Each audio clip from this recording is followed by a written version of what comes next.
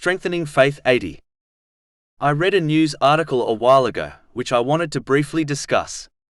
It reported on the portrayal of Muslims in the media, especially the entertainment industry. If one reflects for a moment, they will realize that in most cases in the media, such as the movie industry, Muslims are often represented in two ways.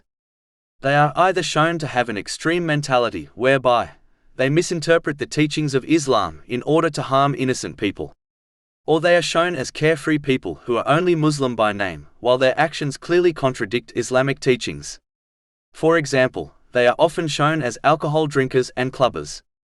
It is very rare to see Muslims being portrayed correctly, such as a balanced, rightly guided Muslim who fulfills their obligatory duties and takes part in the material world without compromising on their faith.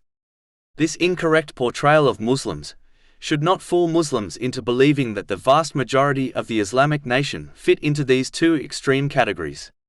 In fact, the vast majority are balanced Muslims, and those who possess an extreme mentality are the minority.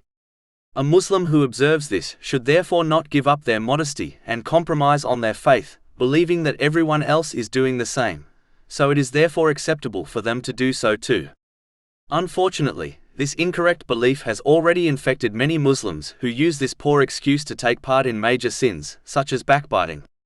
This is an extremely immature attitude which fails to justify one's actions in a worldly court.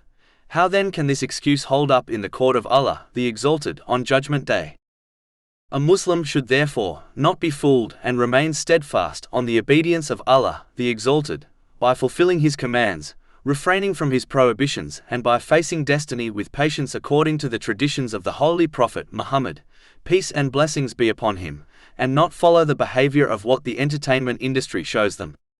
If a Muslim chooses misguidance, then they should know for certain that claiming everyone else was also misguided will not save them from the punishment of Allah, the Exalted. And if they remain steadfast on right guidance, then the misguidance of others will not harm them in this world or in the next.